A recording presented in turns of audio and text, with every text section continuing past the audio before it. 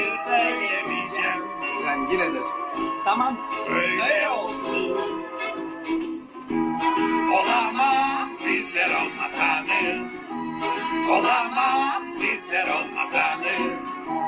Olamam sizler olmasanız. Ben olamam sizler olmasanız. Ben. Bir kez daha. Hep birlikte.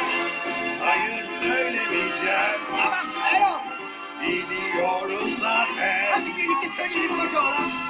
Olamam sizler olmasanız. Olamam sizler olmasanız. Olamam sizler olmasanız. Ben Ben. V-A-Y-K. Demektir sen ye.